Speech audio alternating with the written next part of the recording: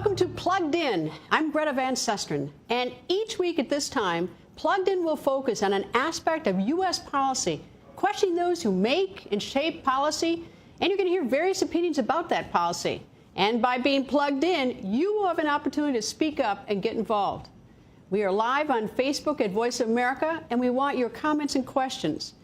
And as the curtain is raised on the Winter Olympic Games in South Korea, we look at the very tense situation between North Korea and the United States, and of course its impact on the region, and of course all around the world. Ahead, you will hear from U.S. Vice President Mike Pence, National Security Advisor General H.R. McMaster, and Ambassador to the UN Nikki Haley. But first, VOA's Bureau Chief in Seoul, Brian Padden, reports on the decision to include North Korea at the Olympics and the impact that decision has on the tense global standoff. At the Pyeongchang Olympics, North and South Korea will march together under a special unified flag during the opening ceremonies. They will also field a unified women's ice hockey team. An all-female North Korean cheering squad known as its Army of Beauties will be on hand to support athletes from both countries, and the North Korean Samjeon Band Orchestra and other artists will perform in both the Pyeongchang region and Seoul. For South Korean President Moon Jae-in, this inter-Korean Olympic cooperation is part of a broader diplomatic initiative to peacefully resolve the North Korean nuclear standoff. We have to lead North Korea into a dialogue of denuclearization as well, which will also improve inter-Korean relationships.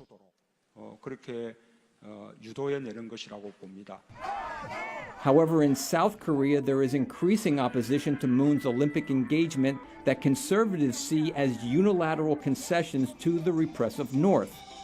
The U.S. also views the North's Olympic cooperation as an attempt to improve its threatening image and weaken international support for tough international sanctions. I think this is a distraction. I think this is doing what North Korea has always done, which is when things get hot, start talking. U.S. President Donald Trump has pushed for a maximum pressure policy emphasizing tougher economic sanctions and possible military action to stop the North from developing long-range nuclear missiles that can target the U.S. mainland. But North Korean leader Kim Jong-un remains unwilling to even talk about halting his country's nuclear program.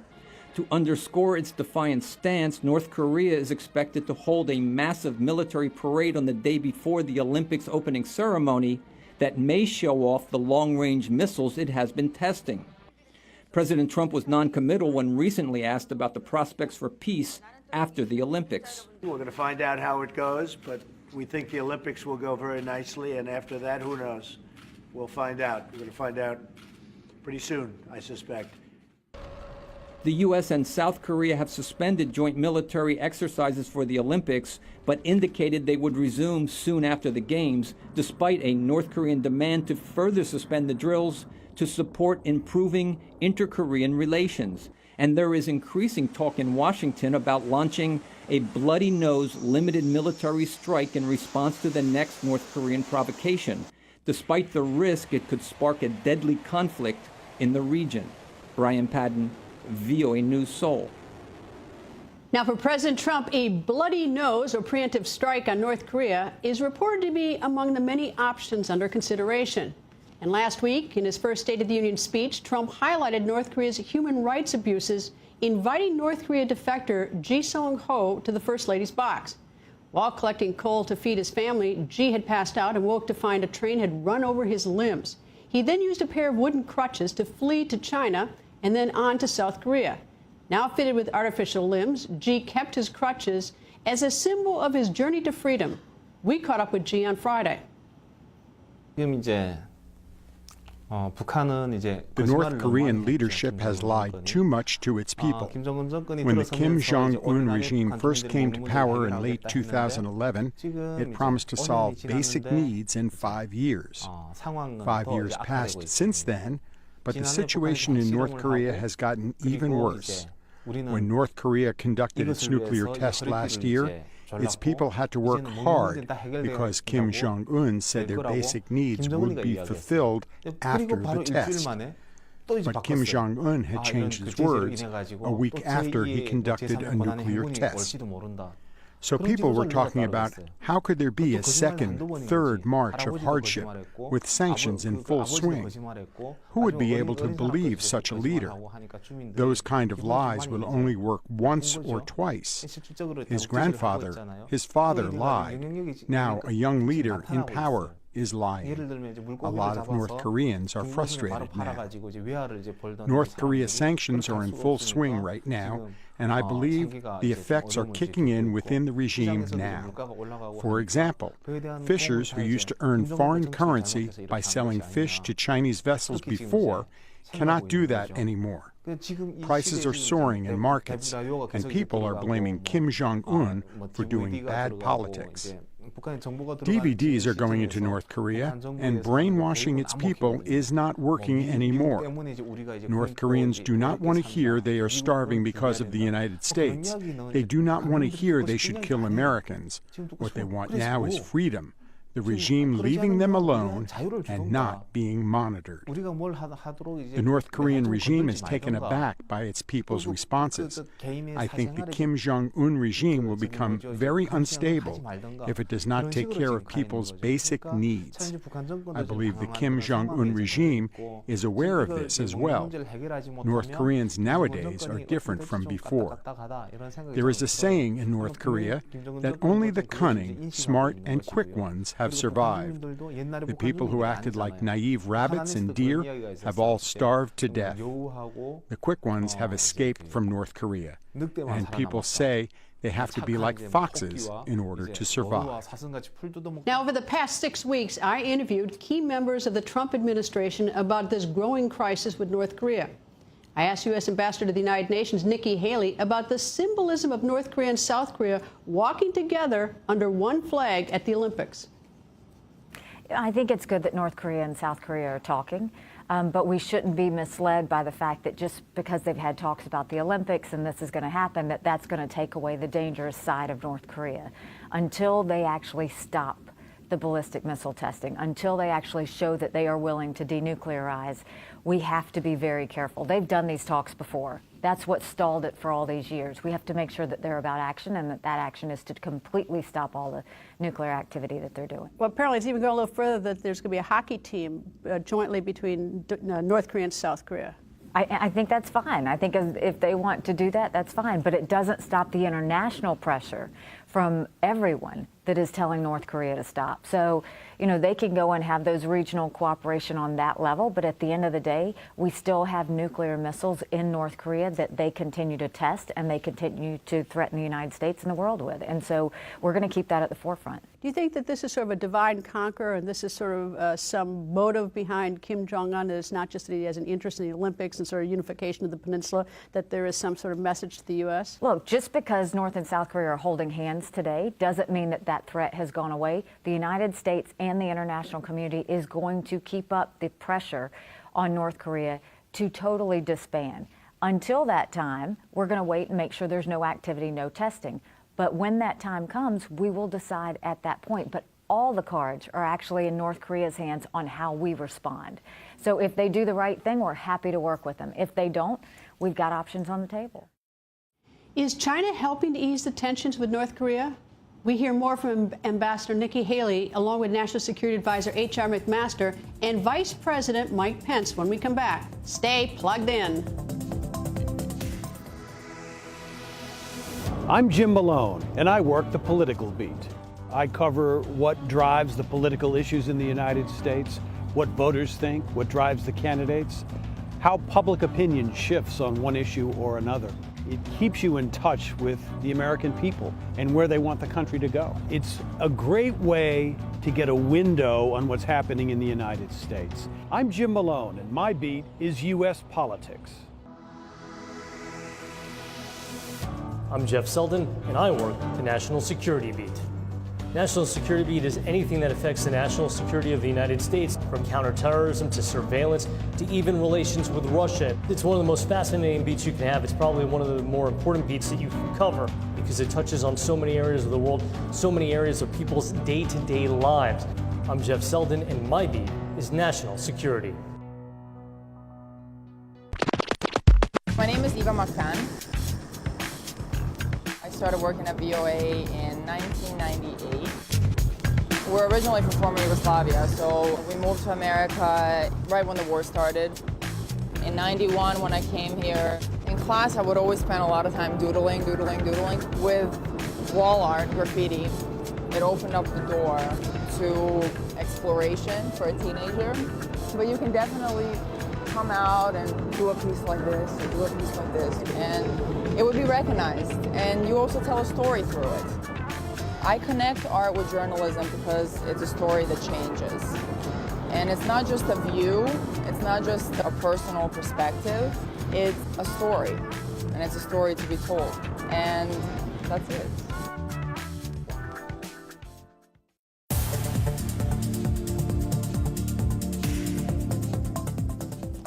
Welcome back to Plugged In. I'm Greta Van Susteren, and this is Plugged In. On his way to represent the United States at the Olympics in South Korea, Vice President Mike Pence and the U.S. plans to unveil the toughest and most aggressive sanctions against North Korea to stop its nuclear and ballistic missile program. And in my interviews with Pence, National Security Advisor H.R. McMaster, and UN Ambassador Nikki Haley, I asked them about economic sanctions and China's role. North Korea would not be doing this ballistic missile testing if they didn't have the money to do it. They're not using revenue to feed their people. They're using the revenue to build the weapons to do these tests. And so what we said was we've got to cut off the revenue stream. And so now you see 90% of the trade's been cut off. China recognizes that the situation has changed fundamentally. And China recognizes three fundamental shifts in their own thinking and three fundamental shifts in what we all have to do together. The first shift is that denuclearization of the peninsula is the only acceptable answer.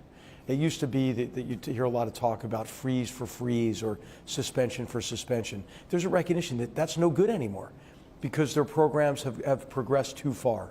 The second thing is China recognizes that this is a problem really between North Korea and the whole world, including a problem between North Korea and China. There used to be old talk about, well, this is really a problem between the United States and North Korea. China recognizes that it is in China's interest to denuclearize the peninsula, and that's because of the threat of a breakdown in the non-proliferation regime. What if South Korea, what if Japan conclude that they have to arm in similar ways to North Korea? And the third thing is that China recognizes that it really does have the coercive economic power to resolve this situation. And it'll be up to China when and if they make those decisions. As you know, the UN Security Council has come up with more and more restrictions on North Korea, more and more sanctions against North Korea. Those have to be rigorously enforced. But we also have to acknowledge that's not going to be enough. And I think you're right about this. I mean, North Korea, unless more pressure is applied, will not conclude that it's in its interest to denuclearize. You know, it's interesting that I don't think, I've been to North Korea 3 times. I don't have a sense, and it's just, you know, it's a random sampling. It's in no way any scientific study. I don't have any sense that the people of North Korea themselves don't think that they have the best place on earth to live, except for those who maybe get some sort of information from the West. But I think that's the problem too, is that there's a potent, the people aren't with us. You know, the people are not against their leadership, at least not right now. Well, it's been 3 generations now of leadership who systematically brainwash their own population, who deny them access to outside information. Once information can penetrate that society, I mean, this is what he probably fears the most, right? I mean, so there are some who argue what we really need to do is open the gates to this misunderstood regime in the North. Of course, that's one of the things that the North fears the most because it will expose all the lies. It will expose all of the hypocrisy. All right, one last question on this. If the economic sanctions don't work for whatever reason, either they don't respond to them, or China doesn't stiffen them, or the North Koreans can cheat around them. If those sanctions don't work, then what? And what's our timetable? Well, what we have to do is prepare for a broad range of options for the president, and those include military options, and we've made no secret about that, and we'll work closely with our allies as we develop and refine those options. And essentially, if we have to compel the denuclearization of North Korea without the cooperation of that regime, we'll bring those options and our assessment of risks and consequences to the president for decision. The president has tweeted that he has a bigger button than Kim Jong-un. Is he playing with fire with Kim Jong-un and sort of tweeting, having this Twitter war with him back and forth? President Trump has provided the kind of clear leadership on the world stage that's made measurable progress, particularly with regard to North Korea. And the message the president sent in the wake of Kim Jong-un's New Year's message, where while on the one hand he talked about wanting to reach out to his neighbors to the south, at the same moment he spoke of having missiles that could reach the United States and having a button on his desk. President Trump made it clear America will not be bullied, America will not be threatened, and that the United States of America has, by being clear, managed to marshal an unprecedented amount of economic and diplomatic pressure on North Korea. And after decades of North Korea stalling and ignoring the world community and continuing to develop nuclear and ballistic missiles, we're now literally beginning to see some movement among nations in the region. With plans for the toughest and most aggressive economic sanctions, along with possible military action on the table, what should the United States do? What can it do? And what might work? Two experts on North Korea join me when we come back. I'm Jim Malone, and I work the political beat. I cover what drives the political issues in the United States, what voters think, what drives the candidates, how public opinion shifts on one issue or another. It keeps you in touch with the American people and where they want the country to go. It's a great way to get a window on what's happening in the United States. I'm Jim Malone, and my beat is U.S. politics. My name's Carla Babb, and I work the Pentagon beat. That access helps me to do better stories. Every day it's my responsibility to collect all of the defense news. It keeps our VOA viewers informed. I get to travel all across the globe. Anything that's defense related and how to protect and keep people safe, that's where I'll go. So it's never a dull moment at the Pentagon. My name is Carla Babb. This is my beat. I'm Roger Muntu. I've been a VOA for about 4 years. First of all, I wanted to become a broadcaster. That was the idea. But my parents, where I was growing up in the DRC, thought that that was not a good idea because it was not a well-paid job. When I came to the US, I was like, you know what? Now I'm living here on my own, so I can do whatever I want. The only way for me to get to broadcasting is to start by building my own studio. I love music since I was a kid. Creating my own stuff is like building your own house. I did some acting in high school. So my acting came back and they started calling me to audition me, which I went and auditioned. They're like, oh my God, you're an actor. At VOA, I do radio, but I also do TV. We deal with social issues. We debate a subject every week. People in different countries in Africa can call and express their opinion. VOA really humbles me. It gives me a sense of understanding the world in that one building. You can't get that anywhere.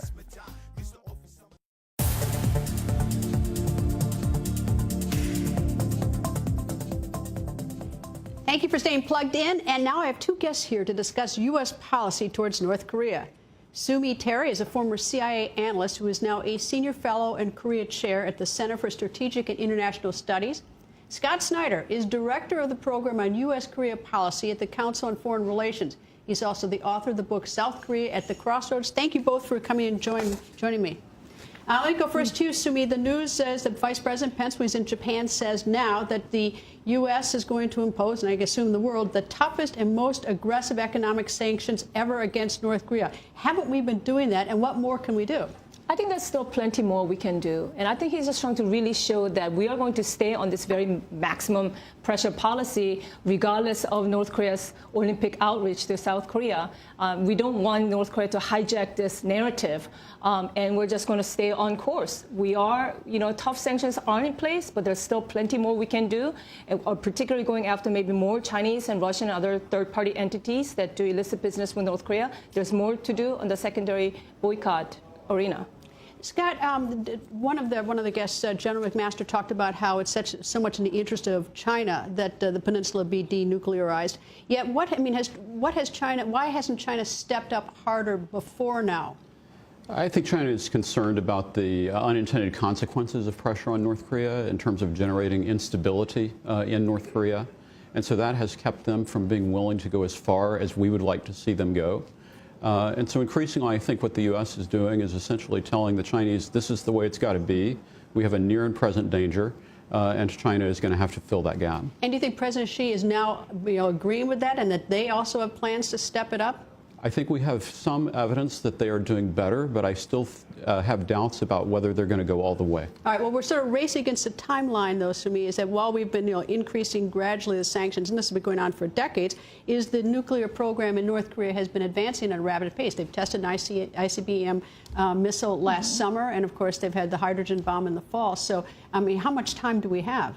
Not a whole lot. You saw the CIA Director Mike Pompeo say maybe within a couple of months. Now, I think that's a little bit too short of an assessment in terms of timeline, but it is true that North Korea is about 95% done with the nuclear program. They have one major technical hurdle they have to cross, which is to show successful reentry capability, but they're very close. Maybe within a year. We don't have a whole lot of time if the goal still is denuclearization of North Korea. All right, Vice President Pence may, at least it's sort of on the table, Scott, is that he may meet with someone from North Korea boys at the Olympics.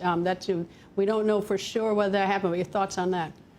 Well, any kind of crisis communication channel that can be established between the U.S. and DPRK is, I think, a positive thing. After all, we know that during the Cuban Missile Crisis, there was communication between the leader of the Soviet Union and the President of the United States. We don't have that in this crisis, and so there are risks associated with the absence of communication at the top levels. Sumi, how do you think it's going to be viewed? Vice President, one of his guests at the ceremony is going to be Otto Warmbier's father, Otto Warmbier, the college student who died in custody. He was returned to the United States in a coma after 15 months in prison, but for all intents and purposes died in North Korea. How do you think that will be received by the North Koreans when they know that Otto Warmbier's father's there? Well, they already know. I'm sure it's received very badly. I'm sure Kim Jong-un is very unhappy about that. But again, I think that's because we, the United States, want to make sure that North Korea does not hijack this whole Olympics. They're trying to do the whole image makeover as if all the provocations of last year didn't occur, that they didn't test the hydrogen bomb. But we're trying to say, look, North Korean regime is still, there's a brutal regime, and we want to highlight that by bringing Otto's father. I'm sure Kim Jong-un is very unhappy about it. Scott, there's all the attention on the nuclear weapons program, and of course the question is divided into two parts, whether our attention is on North Korea getting a nuclear weapon, one that they can actually deliver, and deliver, of course, the United States. The other is whether they're going to essentially becoming the Walmart of nuclear bomb technology and spread it around the world to other rogue nations. But I don't hear any attention on the possibility of biological or chemical weapons. And we know that Kim Jong-nam, the brother of Kim Jong-un, that he was killed in a foreign airport with a biological agent. So are we not worried about those programs, or don't they exist? We absolutely have to be worried about those programs. The chemical weapons attack using VX agent on Kim Jong-nam shows that North Korea is willing to look at those unconventional Why don't we hear channels. much about that? I mean, we hear so much in the news about the nuclear program. I think the nuclear program has just become such a dominant issue, but I think that there are people in the think tank community, certainly, who are focused on this issue, and it's certainly something that the U.S. forces Korea have to prepare for as they think about the possibility of military conflict with North Korea. The intelligence community is very focused on it. We know that North Korea has a very substantive chemical and biological weapons program. And in fact, if there is any kind of a limited military strike on North Korea, one of the retaliation could be chemical weapons, using chemical weapons in Japan or South Korea. It's not only a missile or a nuclear front, but you're absolutely right. It's a very serious concern and threat. How much information do we really have going on in North Korea? I mean, it seems like we're all sort of guessing along the sidelines because it's been a cloistered, hermetically sealed nation. I mean, do we really have good intelligence?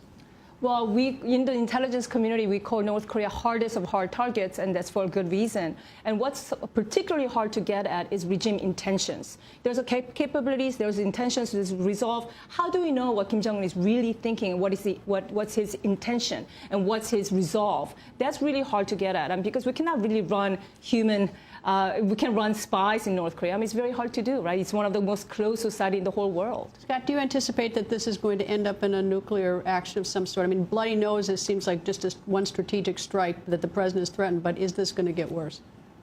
Right now, we're still on a trajectory toward it getting worse. I don't think the Olympics has reduced the danger of both sides being on a trajectory towards some kind of military confrontation. It doesn't have to go nuclear, but the costs will be catastrophic if it occurs. What's your predictions?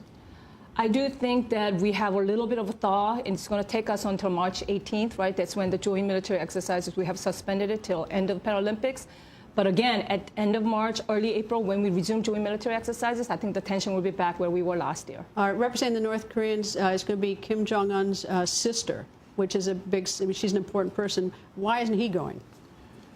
Well, it's probably premature to see him go. Kim Yo-jong is on the sanctions list, and so there's an interesting questions about she whether... She can't travel either. Yeah, that's right. Yeah. She's not supposed to travel according to the UN sanctions. To make an exception. But I think that it makes sense for the leader to have some kind of face or emissary as an initial communications channel. And the real question is whether the North Koreans intend to use this solely for propaganda purposes, or whether or not we can find some kind of opening to extend the discussion with a leadership that really has not been talking with any other leaders in the world. We have 30 seconds left. Who do you think the U.S. would rather be dealing with, Kim Jong-un or his father?